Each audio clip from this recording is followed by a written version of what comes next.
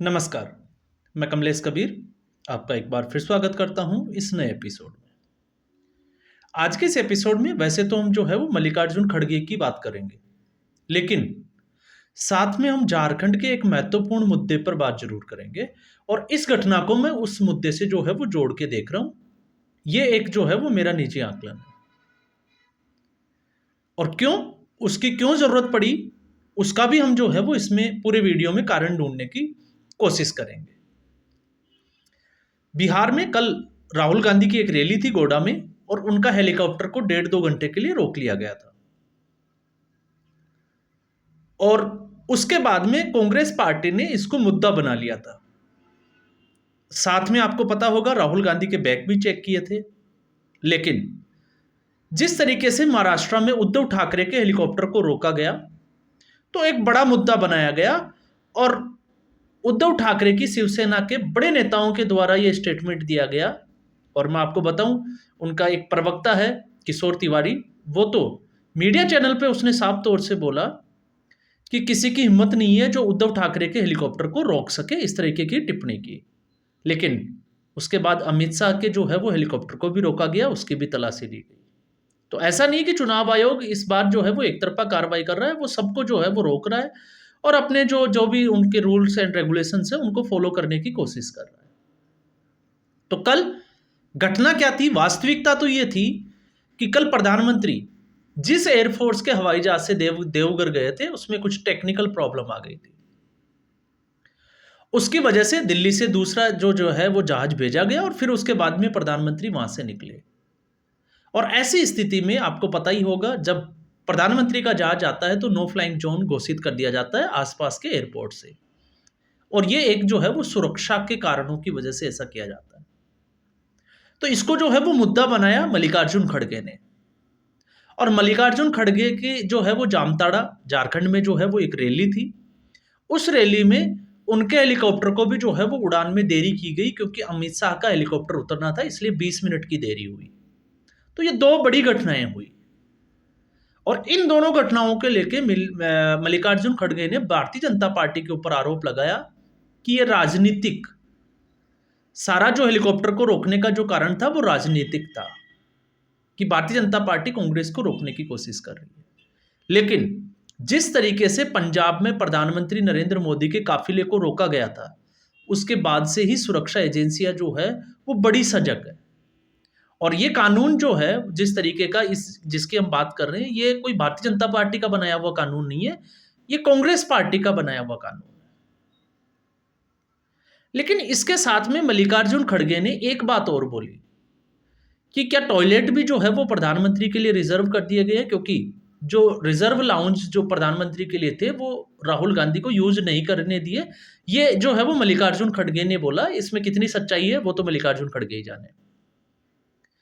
तो अब मल्लिकार्जुन खड़गे और कांग्रेस की मानसिकता को अगर हम समझे तो वो इस कदर आ गए कि उनको वीआईपी ट्रीटमेंट चाहिए। जैसे राहुल गांधी इस वक्त जो है वो कांग्रेस पार्टी के प्रधानमंत्री है और मल्लिकार्जुन खड़गे उसके गृह मंत्री है, जिसकी मैंने बात की थी। और इनको जो है वो प्रधानमंत्री और गृह मंत्री के बराबर का दर्जा मिलना चाहिए, क्योंकि यह कैबिनेट मंत्री का दर्जा इनको प्राप्त है। तो इस तरीके की राजनीति। लेकिन उन्होंने इसके साथ में एक बड़ी बात बोली, और वो बड़ी बात यह थी कि जिस तरीके से हेलीकॉप्टर रोका गया, क्या घुसपैठियों को नहीं रोक सकती क्या भारतीय जनता पार्टी? और यह बड़ा गंभीर आरोप था। ऐसी चीजों को मुझे लगता है कि मजाक में बिल्कुल भी नहीं लेना चाहिए। इसको जो है वो राजनीतिक दिवालियापन तो बिल्कुल नहीं कहना चाहिए। और ऐसा मैं क्यों कह रहा हूं, अब हम इसको समझते हैं।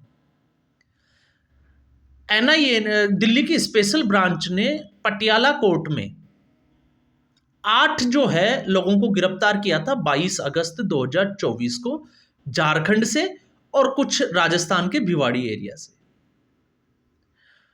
और जिस तरीके से हम घुसपैठ की बात करते हैं, और ये मुद्दा जो है वो झारखंड में बड़े जोर शोर से अभी उठाया भी जा रहा है भारतीय जनता पार्टी की तरफ से, कि जिस तरीके से रोहिंग्या मुसलमान जो है उन्होंने वो जमे हुए हैं, उन्होंने आदिवासी लड़कियों से शादियां की, घर जमाई कर बन के बैठ गए, और अब जो है वो पूरी डेमोग्राफी चेंज करने के लिए, हाँ हम कहें कि कन्वर्जन के लिए काम कर रहे हैं।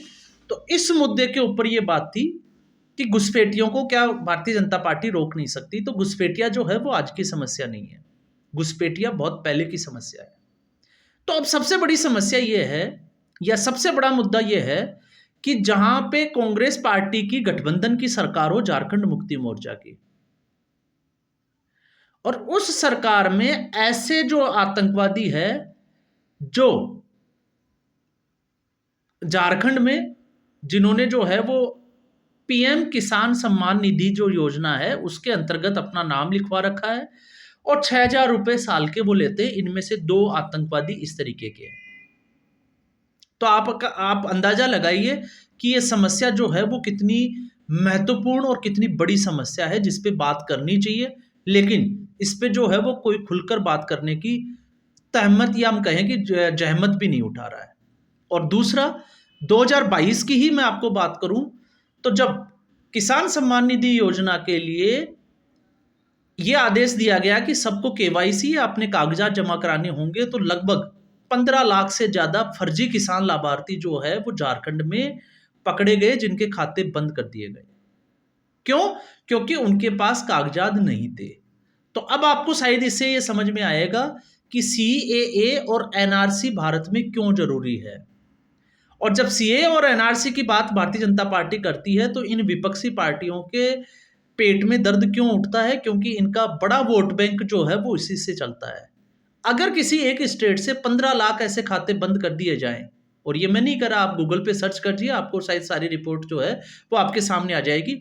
जिस रिपोर्ट की मैं बात कर रहा हूं ये 21 अक्टूबर 2022 की है, अभी 2024 की मैं बात नहीं कर रहा। तो 15 लाख फर्जी किसान, या हम कहें कि फर्जी लाभार्थी, और उसमें से 2 ऐसे लाभार्थी जो कि किसान सम्मान निधि से जो पैसा मिलता है उसको हथियारों की खरीद में खर्च कर रहे हैं, और लोगों से फॉर्म भरवा रहे हैं ताकि फंड इकट्ठा किया जाए और उससे आतंकवादी, और ये एक नेटवर्क स्टेब्लिश किया जा रहा था, वो था अलकायदा इंडियन सब कॉन्टिनेंट का, जिसमें एक डॉक्टर जो है वो शामिल था। और अगर आप उनके नामों की बात करें तो मैंने उनके नाम की डिटेल भी निकाली, जिसमें डॉक्टर इश्तियाक, इसके अलावा इमामुल अंसारी, शाहबाज अंसारी, मोतीराम जो है मोतिउर रहमान एंड अल्ताफ, ये सभी लोग जो है ये झारखंड में रहने वाले, रांची से एनआईए दिल्ली की स्पेशल ब्रांच ने रेड डाली थी और वहां से इन लोगों को उठाया था, और अभी इन लोगों की जो है वो रिमांड मांगी है, और ये सभी लोग जो है वो रिमांड पे हैं। तो आप अंदाजा लगाइए कि समस्याएं जो है वो बड़ी कितनी गंभीर है, लेकिन किस तरीके से पार्टियां जो है वो इसका मखौल बनाती है। और दूसरा, मैंने इससे पहले ही वीडियो में बात किया था जब मैंने रवीश कुमार की बात की थी, कि वो एक खास मुद्दा भूल गया। कल की ही एक खबर है, और खबर यह है कि झारखंड से लगता हुआ जो इलाका है या छत्तीसगढ़, उसमें जसपुर जो जिला है, उस जसपुर जिला में 2004 की एक आरटीआई के तहत लगभग जो है वो 200 के आसपास ईसाई थे, 214 ईसाइयों की आबादी थी, और आज की तारीख में वहां पे 3 लाख के आसपास जो है वो ईसाई हो गए। और अंदाजा यह लगाया जा रहा है कि वहां की 35% आबादी जो है वो कन्वर्ट हो चुकी है। तो इस तरीके से जो है वो धर्मांतरण का खुले में खेल चल रहा है। और बड़ी बात जब सामने आई तो बड़ी बात ये थी कि इसमें जो है, क्योंकि छत्तीसगढ़ में कांग्रेस की सरकार थी, अभी भारतीय जनता पार्टी की सरकार है, और ये नया खुलासा हुआ है, और खुलासा ये है कि जब प्रधानमंत्री ने राशन ये एक वितरण योजना जब बनाई थी, जिसमें आपको पता होगा चावल और गेहूं जो है वो राशन वितरण किया जाता है हर उसको गरीब को, जिसके घर में जो है वो चूल्हा जल सके, ये कोविड के समय की, और वो योजना जो है वो अभी भी चल रही है। तो जब 2019 में सरकार ने इसके ऊपर कानून बनाया कि बाहर से फंडिंग को कैसे रोका जाए, तो उसकी फंडिंग के रुकने के बाद में जिस तरीके से चर्चों को जो चावल गरीबों को जो है वो सरकार देती है, उस चावल का एक मुट्ठी चावल जो है वो चर्च को जाता है, जितने भी जो धर्मांतरण में या जिनका धर्मांतरण कर दिया गया है उस हर घर से। और इस तरीके से ऐसे लोगों को, क्योंकि जो धर्मांतरण के खेल में जुड़े हुए लोग होते हैं उनको सैलरी दी जाती है, तो जब फंडिंग का पैसा रुक गया तो उसकी सैलरी कैसे दी जाए। और इसके लिए जब चावल जो है, सरकार जो चावल दे रही है वो चर्च, एक मुट्ठी चावल जो है वो चर्च को जाता है, चर्च उस चावल को जो है वो बेचता है, और ऐसे ही जो है वो 100 करोड़ का चावल आसपास जो है वो बेचा गया, और फिर उससे जो है वो इन लोगों को तनख्वाह दी गई ताकि ये फील्ड में जाके लोगों का धर्मांतरण करा सके। तो इसलिए जब प्रधानमंत्री ये कहते हैं कि रोटी और बेटी, तो बेटी का जो मुद्दा है इस वक्त ये बहुत बड़ा मुद्दा है, और ये अब आप लोगों को समझ में आना चाहिए जो लोग ये कहते हैं कि बटोगे तो कटोगे। और बटोगे तो कटोगे में ऊपर मैं आपको एक नया अपडेट और दे देता हूं। जिस तरीके से बांग्लादेश में तख्ता पलट हुआ और अब वहां पे एक बड़ी आवाज उठाई जा रही है, और आवाज ये है कि बांग्लादेश के संविधान से सेकुलर शब्द को हटा देना चाहिए। क्यों? क्योंकि बांग्लादेश जो है वो अब पूरे तरीके से 90% वहां की आबादी जो है वो मुस्लिम हो चुकी है। इसलिए मुस्लिम कम्युनिटी ये चाहती है कि बांग्लादेश को मुस्लिम राष्ट्र घोषित कर दिया जाए। लेकिन उल्टा भारत में अगर आप देखोगे तो सेकुलर शब्द जो है वो हमारे ऊपर थोप दिया गया। 1975 की इमरजेंसी का कांग्रेस पार्टी ने फायदा उठाया, सेकुलर और सोशलिस्ट दो शब्द जो है वो जोड़ दिए गए, और सेकुलर शब्द जो है वो सिर्फ और सिर्फ हिंदू धर्म और सनातन धर्म के लिए है। बाकी धर्म के लिए जो है वो सेकुलर शब्द का कोई मतलब नहीं रह जाता। क्यों? क्योंकि हिंदू धर्म के लोगों को, सनातनी लोगों को ये सिखाया जाता है कि धर्म जो है वो एक नशे की तरह है, एक अफीम की तरह है। और आपने देखा होगा आज भी धर्मनिरपेक्षता जो है वो हिंदुओं पे किस तरीके से लागू होती है। हिंदुओं के जिस तरीके से मंदिरों से जो है वो टैक्स लिया जाता है, लेकिन मदरसों में और मौलवियों को जो है वो तनख्वाह दी जाती थी, हज के लिए सब्सिडी दी जाती थी। तो आप अंदाजा लगाइए कि किस तरीके का खेल जो है वो उस वक्त से, आजादी के बाद से ही इस भारत में चल रहा था। तो आज जब हम बटोगे तो कटोगे के ऊपर राजनीति देखते हैं तो ये उसी का असर है कि जो पार्टियां जो अपने वोट बैंक के लिए किसी भी हद तक जा सकती है, ये कह सकती है कि घुसपैठियों को 450 रुपए का सिलेंडर जो है वो मुफ्त में दिया जाएगा, उनको भी इसका लाभ मिलेगा। तो आप अंदाजा लगा सकते हैं कि स्थितियां जो है वो कितनी विकट है, और इसलिए जागरूक रहने की जरूरत है। और मैं फिर कह रहा हूं, बार बार ये अपील करता हूं कि अब जो है वो मतदाता को जागरूक होना पड़ेगा, क्योंकि राजनीतिक पार्टियों ने अपना काम करना है, लेकिन मतदाता को भी अपना काम जो है वो बखूबी निभाना है। ऐसे लोगों से जरूर जो है वो बच के रहना चाहिए जो इस तरीके की राजनीति में शामिल होते हैं। तो इसलिए मैंने कहा है कि जो लोग ये समझते हैं कि प्रधानमंत्री नरेंद्र मोदी और अमित शाह जो है वो गृह मंत्री है, तो ये आपकी गलतफहमी है। क्योंकि कांग्रेस पार्टी अभी भी जो है वो गांधी परिवार के इतर देखना ही नहीं चाहती। उनको लगता है कि राहुल गांधी ही इस देश के प्रधानमंत्री है। और फिर मल्लिकार्जुन खड़गे उस दौड़ में, गृह मंत्री की दौड़ में आ जाते हैं, क्योंकि इस वक्त गांधी परिवार के सबसे बड़े पिट्ठू बनकर जो है वो मल्लिकार्जुन बैठे हुए हैं। और जिस तरीके से आपने फुटेज देखे होंगे केरल में, केरल के वायनाड में जिस तरीके से प्रियंका गांधी का नामांकन दाखिल करना था और मल्लिकार्जुन खड़गे गेट के बाहर से झांक रहे थे, वो दृश्य पूरे देश ने देखा था। और उसके बाद में एक और आप देखिए, जब विधानसभा के चुनाव महाराष्ट्र और झारखंड में है और राहुल गांधी उस वक्त जो है वो वायनाड को ज्यादा तवज्जो देते हैं, तो आप समझ सकते हैं कि गांधी परिवार की इंपॉर्टेंस कितनी ज्यादा है कि महाराष्ट्र और झारखंड के चुनावों को छोड़कर, क्योंकि आप राहुल गांधी की रैलियों को तो अब तक जो है वो महाराष्ट्र से तो वो बिल्कुल नदारद रहे हैं, जबकि वो इस वक्त जो है वो प्रियंका गांधी के लिए जो है वो वायनाड में अपना पूरा जो है वो मिशन खोले हुए हैं। तो ये जो है वो कांग्रेस पार्टी की इस वक्त मानसिकता बनी हुई है, और इस मानसिकता का जो जवाब है वो वोट से ही दिया जा सकता है। इसलिए मैंने इस पर वीडियो बनाना जरूरी समझा, क्योंकि मैं इससे पहले जो है वो तैयारी को इस दूसरे वीडियो की कर चुका था, लेकिन फिर अचानक से जब मैंने ये फुटेज देखे, एक खबर मेरे सामने आई, तो उसके बाद में मुझे लगा कि इसके ऊपर जो है वो बात करनी चाहिए।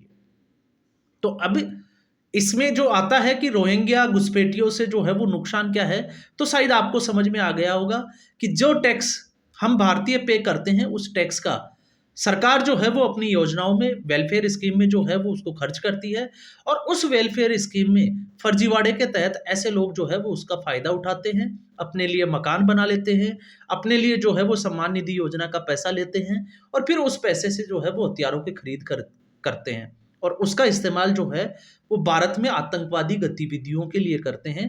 तो मामला जो है वो और ज्यादा गंभीर हो जाता है। और ये संदर्भ भी यही था, क्योंकि उस वक्त जब योगी आदित्यनाथ ने ये नारा दिया था, उस वक्त बांग्लादेश में तख्ता पलट हुआ था, और उसी के बेस के ऊपर जो है वो योगी आदित्यनाथ ने कहा था कि बटोगे तो कटोगे। तो आज के एपिसोड में बस इतना ही। उम्मीद करूंगा ये वीडियो एपिसोड आपको पसंद आया होगा। वीडियो को लाइक करें, शेयर करें, चैनल ज़रूर सब्सक्राइब करें। धन्यवाद।